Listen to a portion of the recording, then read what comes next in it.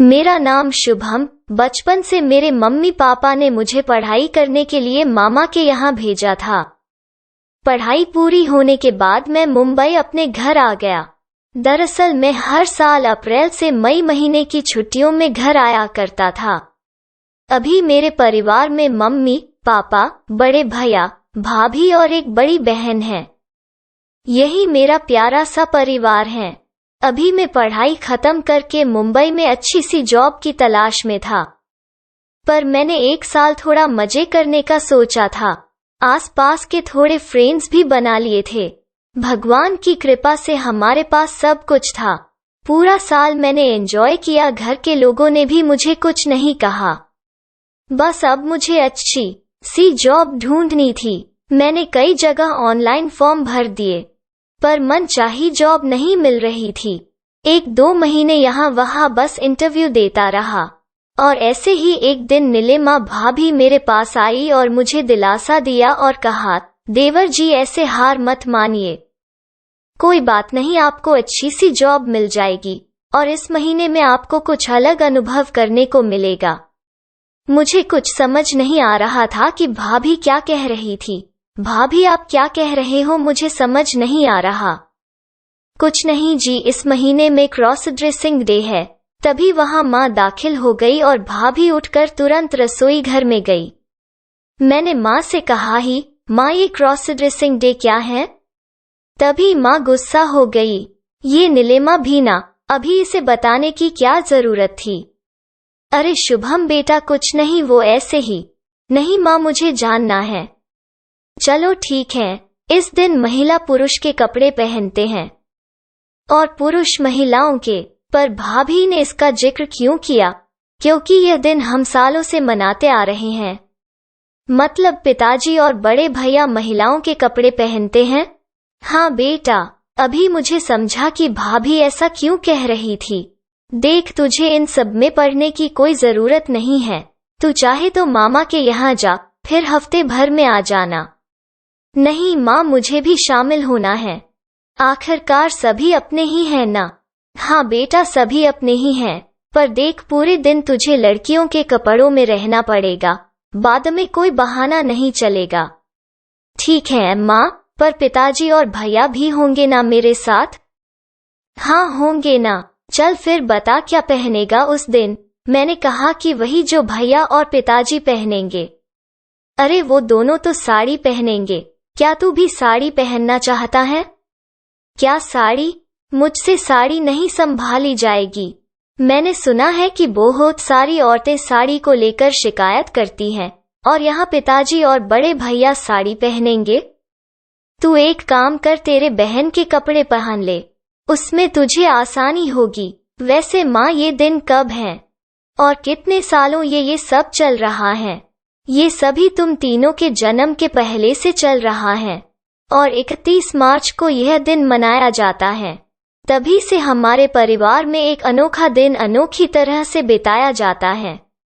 तो आप लोग भी पैंट शर्ट पहनोगे या फिर साड़ी में ही रहोगे? नहीं, ये नियम सभी के लिए हैं। तुम्हारी भाभी, बहन और मैं सभी मर्दों वाले कपड़ों में रहेंगे। सच्ची? हाँ, वैसे तो इतने सालों से मामा के यहाँ रहता आ रहा है, इसलिए तुझे इसके बारे में कुछ अंदाजा नहीं है। हाँ माँ, ये थोड़ा अजीब है पर अच्छा भी लग रहा है। हाँ, पर इस दिन खाना हम नहीं बनाते। फिर कौन बनाएगा खाना? तुम्हारे पापा भैया, और तू उनकी सहायता करेगा। हम तो उस दिन आराम करेंगे। ठीक है माँ, मैं तो हर दिन आपकी सेवा करने के लिए तैयार हूँ। एक दिन से क्या होने वाला है? फिर ठीक है, जा नेहा से तेरे लिए कपड़े देख कर आ जा। ठीक है माँ। तभी वहां से उठकर मैं मेरी बड़ी बहन नेहा दीदी के पास चला गया। नेहा तो मोबाइल में व्यस्त थी। तभी मैंने नेहा के खुले दरवाजे पर खटखटाया और फिर उसने मुझे देखा। अरे शुभम, वहां क्यों खड़ा है, अंदर आ जा। फिर मैं अंदर गया और दीदी के सामने जाके बैठा। और बता, इंटरव्यू कैसे जा रहे हैं? हाँ दीदी ठीक है, पर मनचाही जॉब नहीं मिल पा रही। अरे इतना उदास मत हो, मिल जाएगी अच्छी सी जॉब। और बता। नहीं दीदी, वो माँ ने मुझे भेजा है और वो चाहती हैं कि तू घबराया हुआ क्यों है? जरा साफ साफ कहो, मुझे समझ नहीं आ रहा। वो क्रॉस ड्रेसिंग डे आने वाला है ना? माँ ने कहा था कि उस दिन मैं तुम्हारे कपड़े पहनूं। अभी समझी? आखिरकार माँ ने तुम्हें बता ही दिया। हाँ दीदी, इतने सालों तू मामा के यहाँ रहता आ रहा है ना? घर वाले नहीं चाहते थे कि तुम्हें इतनी जल्दी इन सब बातों का पता चले। पर दीदी, तुमको कैसा लगता है उस दिन? अरे पगले, बहुत मजे करते हैं सभी उस दिन। मैं तुझे मिस करती थी, काश इस दिन तू यहाँ होता। आखिरकार वो दिन दूर नहीं। माँ कह रही थी कि मैं फिर से मामा के यहाँ जाऊं 7 दिन के लिए, पर मैंने मना किया। ठीक किया तूने। चल बता, कौन से टाइप के कपड़े पहनना पसंद करेगा? दीदी, आप लड़की हो, अब आप ही सुझाव दे दो, ऐसे जिसमें दिन गुजारना आसान हो। वैसे मैं तो तुझे साड़ी में देखना चाहती थी, पर साड़ी तेरे बस की नहीं है, और लेगिंग्स टॉप कुछ ज्यादा आसान हो जाएगा। एक काम करते हैं, वैसे साइज में तू छोटा है, मेरी एक पुरानी ड्रेस है जो मुझे फिट नहीं आती, शायद तुझे आ जाएगी। फिर दीदी ने अलमारी में से बहुत सारे कपड़े निकाले और वो ड्रेस उसे मिल गई। ये रही। वाह, क्या ड्रेस है! दीदी ने वो ड्रेस पकड़कर मेरे कंधों पर लगाकर देखा। शुभम, क्यों ना इसे अभी ट्राई करके देखते हैं, फिट आती है कि नहीं? ठीक है दीदी, जो तुम कहो। फिर मैंने अपना शर्ट उतारा और दीदी की मदद से वो ड्रेस पहन लिया। ओ गॉड, ये तो एकदम फिट आ रही हैं। जरा घूम के तो दिखाओ। वो ड्रेस मुझे एकदम फिट आ गई, जैसे मेरे लिए ही बनी हो।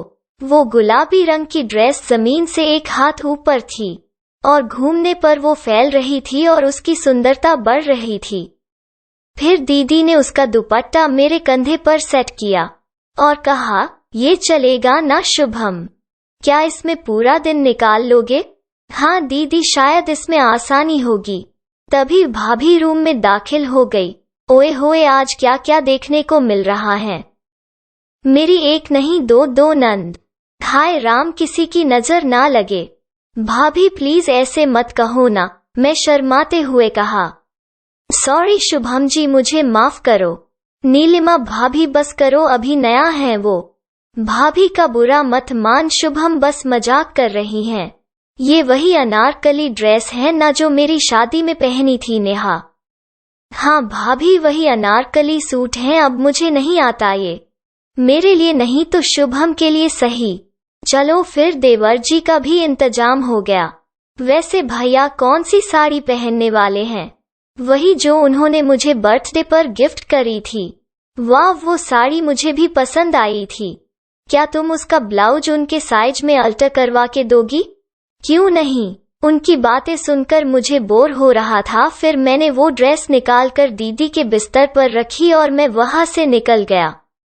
2 दिन बाद में दीदी के साथ खरीदारी करने गया।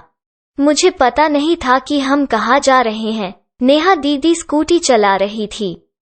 वो मुझे ऐसी जगह ले गई जहाँ एक औरत आने के लिए तरसती हो। वो जगह थी जहाँ सारे गहने, मेकअप, बहुत सारा सामान था। दीदी और मैं उस दुकान में दाखिल हो गए। अंदर जाते ही एक लड़की हमारी ओर आई और कहा, हेलो, मैं आपकी किस प्रकार से सहायता कर सकती हूँ? दीदी ने कहा कि हमें एक विग चाहिए। ठीक है, प्लीज मेरे पीछे आइए। फिर हम उसके पीछे चले गए और उसने पूछा कि किसके लिए चाहिए।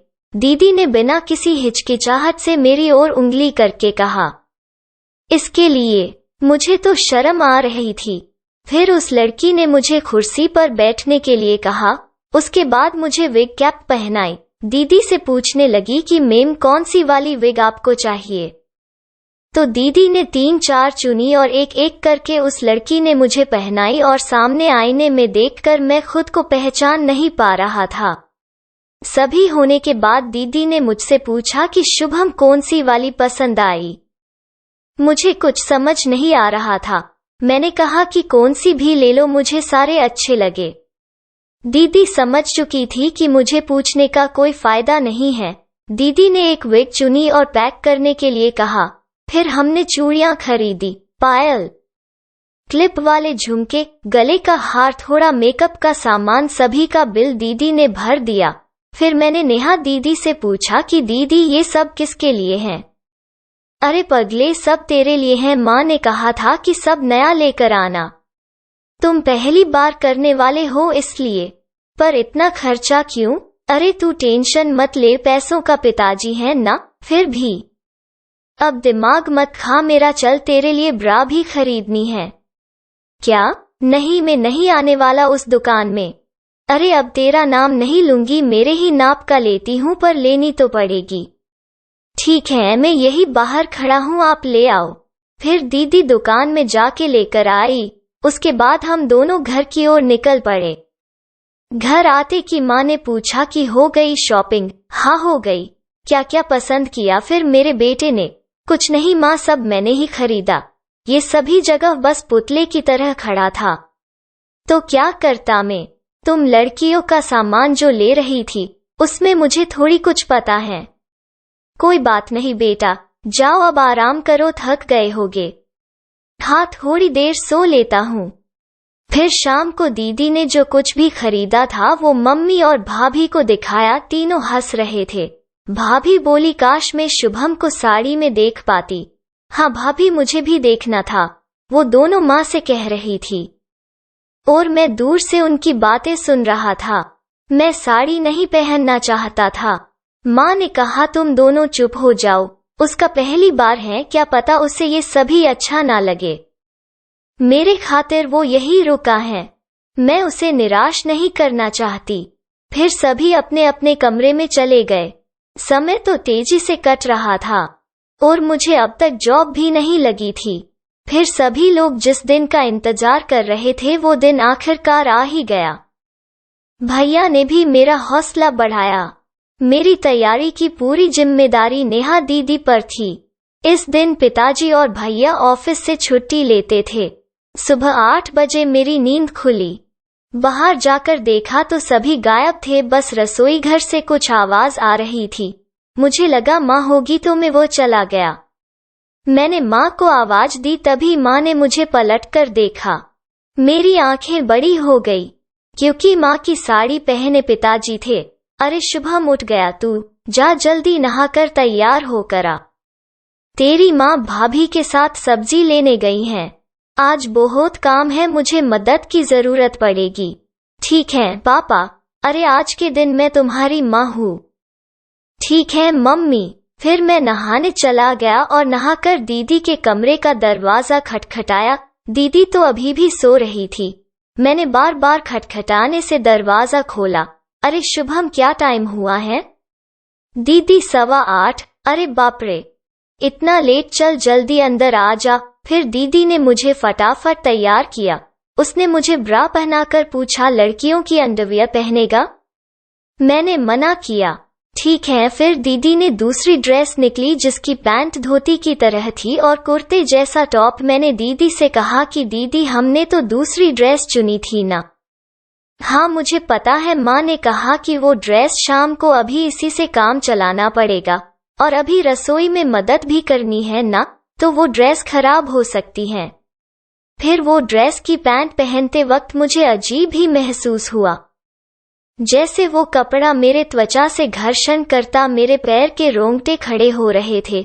मस्त लग रहा था। फिर दीदी ने कुछ कपड़ों का इस्तेमाल करके उभार बनाया जिससे मुझे शर्म आ रही थी और मुझे हाथ ऊपर करने कहा और वो टॉप पहना दिया।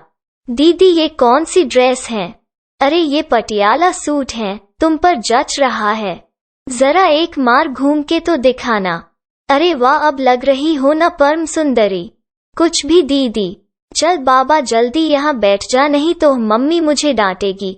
मैंने मजाक में पूछा कौन सी मम्मी? अब मुझे पका मत। फिर ड्रेस के साथ झुमके, पायल, चूड़ियां और एक गले में चैन पहनाई और विग पहनाकर बाल क्लिप से सेट कर दिए। हल्का सा मेकअप किया। देख अभी तुझे काम करना है इसलिए ज्यादा मेकअप नहीं किया है। और आखिर में ओढ़नी मेरे गले में डालकर कहा कि हो गया। फिर मैंने खुद को आईने में देखा। ओह माय गॉड, मुझे खुद पर विश्वास ही नहीं हो रहा था। मैं इतना सुंदर दिख रहा था। मेरी नजर शर्म के मरे झुकने लगी।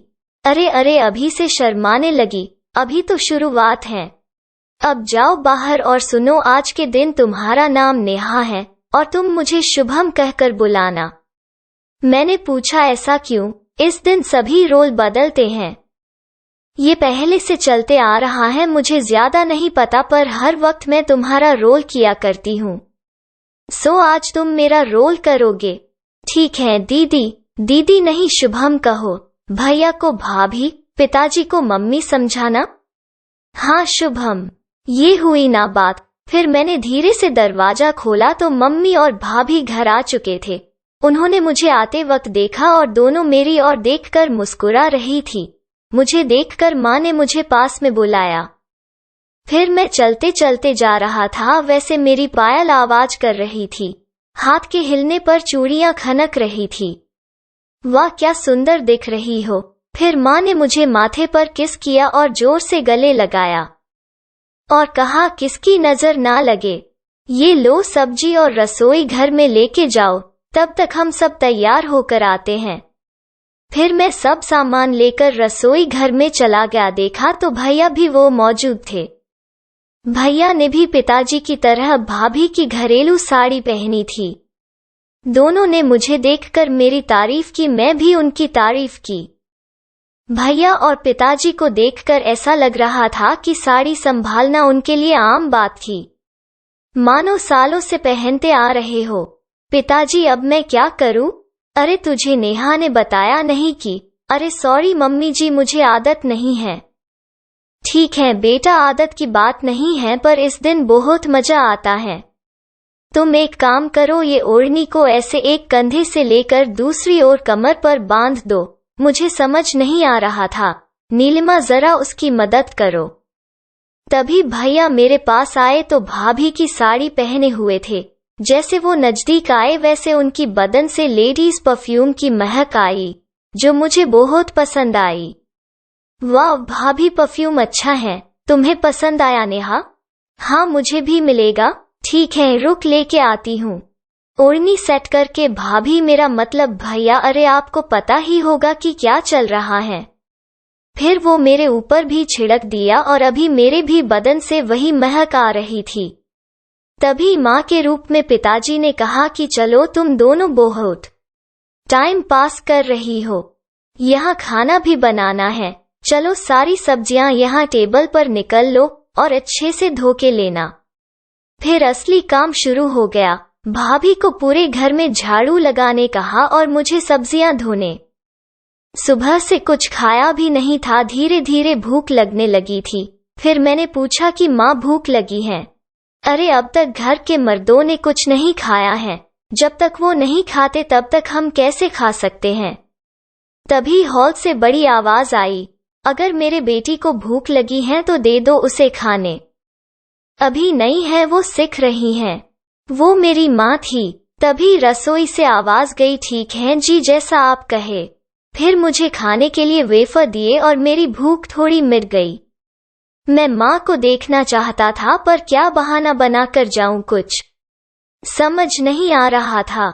आज जो कुछ भी घर में हो रहा है, मुझे मजा आ रहा था। तभी मुझे सभी को चाय परोसने के लिए कहा गया और वो ट्रे लेकर मैं हॉल में चला गया। देखा तो माँ पिताजी के कपड़ों में थी, ऊपर से शर्ट और नीचे लुंगी पहनी थी। एक वक्त मुझे देखकर हंसी आ रही थी और उनके बाजू में भाभी भैया के कपड़ों में थी। भाभी ने भैया के जिम के कपड़े पहने थे, ट्रैक पैंट और टी शर्ट। तभी मैंने वो दाखिल हुआ ट्रे में चाय और बिस्कुट लेकर, पापा चाय? ठीक है रखो इधर। ये नीलिमा इतनी आलसी हो गई है, कितना धीरे धीरे काम करती हैं। तभी भाभी भी बीच में बोल पड़ी, आज देखती हूँ रात को इसे बहुत आलसी हो गई हैं। माहौल थोड़ा मजेदार भी था और डरावना भी। तुम क्या खड़ी खड़ी देख रही हो, यहाँ जाओ शुभम को भी चाय देकर आओ, वो वही मिलेगा तुम्हें। तभी वो ट्रे लेकर मैं नेहा के कमरे की तरफ गया और दरवाजा खटखटाया। तभी अंदर से आवाज आई, कौन है? मैं हूँ नेहा, क्या काम है? चाय लेके आई हूँ। फिर उसने दरवाजा खोला। मैंने देखा तो दीदी मेरी हाफ पैंट और टी शर्ट पहने थी। फिर उसने बाहर से ही चाय उठाकर फिर से दरवाजा बंद किया। फिर मैं वो से फिर से रसोई में आया। तब तक भाभी ने पूरे घर में झाड़ू लगा लिया था। भाभी पूरी पसीना पसीना हो गई थी। उनकी साड़ी गले की ओर भीग चुकी थी और ब्लाउज भी पूरा भीग चुका था। मां जी, मैं जरा साड़ी बदल कर आती हूँ। ठीक है, जल्दी आना। चलो नेहा, जल्दी से ये चाय बिस्कुट खा लो और सब्जी काटने लो। तभी मैंने देखा तो माँ और भाभी हॉल में बैठे टीवी देख रहे थे। आज तो पूरा आराम था उनको। अभी तो धीरे धीरे पता चल रहा है कि माँ भाभी सभी को, औरतों को क्या क्या झेलना पड़ता है हर दिन। मेरी चाय खत्म होने से पहले ही भैया दूसरी साड़ी भी पहनकर आ गए। मैं तो हैरान हो गया। माँ भाभी तो हॉल में बैठे हैं, फिर भैया को साड़ी पहनी किसने? वो भी एकदम सटीक। या फिर भैया खुद से ही पहन लिए? मैं जानना चाहता था पर हिम्मत नहीं हो रही थी। फिर सब्जी काटते वक्त हम तीनों आपस में बातें कर रहे थे, जो उस दिन भाभी और दीदी कर रहे थे, और मैं वहां से भाग गया। पर पता नहीं वो अभी अच्छे लगने लगी।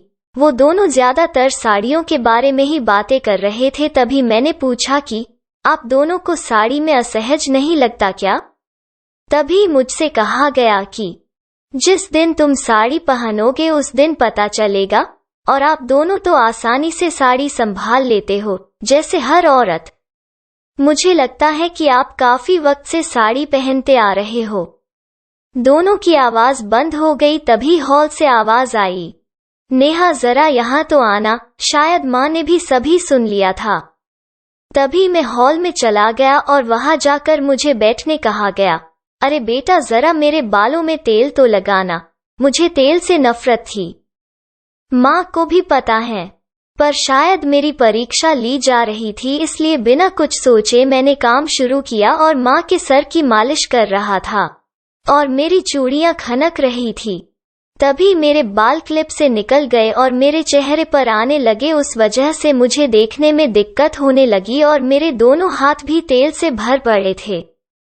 तभी बिना कुछ कहे भाभी ने मेरे बाल ठीक किए और कहा कि नेहा, हमेशा अपने बालों का ख्याल रखना। बाल एक औरत की शान होते हैं। ठीक है भैया।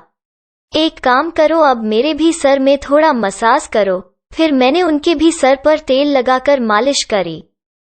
दोनों को मेरा काम पसंद आया और मुझे कहा कि जाओ अब।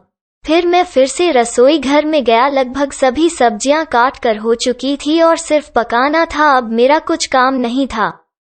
फिर मैं अपने कमरे में गया और पंखे के नीचे थोड़ा आराम किया। लगभग 2 घंटे तक मैं सोया था। पता नहीं ऐसे तंग कपड़ों में मुझे कैसे नींद आ गई। बाहर आके देखा तो सभी हॉल में सोफे पर बैठकर टीवी देख रहे थे।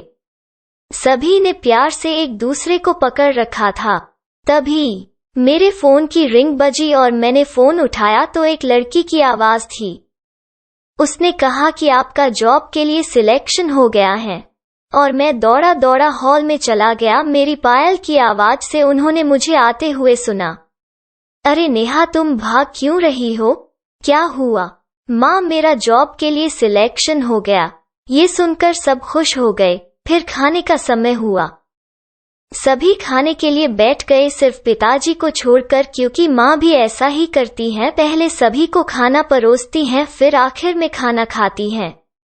सभी का खाना खाने के बाद सबने अपने अपने कमरे में जाके आराम किया। शाम होती ही मैं फिर से सबको चाय परोसी और भाभी ने कहा कि आज खाना बाहर से मंगवाते हैं। माँ ने भी हाँ कर दिया क्योंकि मेरी जॉब जो लगी थी। फिर शाम को खाना ऑर्डर किया और नेहा दीदी ने वो दरवाजा खोल के ले लिया क्योंकि उसके लिए वो आसान था। फिर शाम को दीदी ने वही वाली अनारकली ड्रेस मुझे पहनाई। पिताजी ने माँ की भारी वाली साड़ी पहनी और भैया ने भाभी को बर्थडे पर गिफ्ट दी हुई गुलाबी रंग की साड़ी पहनी। और औरतों ने जेंटलमैन का गेटअप धारण किया और शाम को नाच गाना हुआ। भैया ने तो पालकी में होके सवार चली रे गाने पर सोलो डांस किया। जैसे भैया महीने भर से इस पर तैयारी कर रहे थे। खास भाभी ने डांस सिखाया था भैया को इस दिन के लिए। इस प्रकार से पहली बार मैंने घर वालों के साथ इस दिन का आनंद लिया। इस परिवार में ऐसा कुछ चल रहा था, मुझे इसका अंदाजा भी नहीं था, पर बहुत मजे किए। तो कहानी आपको कैसी लगी? अगर आप चाहते हैं कि मैं इस कहानी को आगे लिखूं तो कमेंट करके जरूर बताइए और आपके दोस्तों के साथ इस कहानी को शेयर करें और कहानी सबसे पहले जानने के लिए चैनल को सब्सक्राइब करें। धन्यवाद।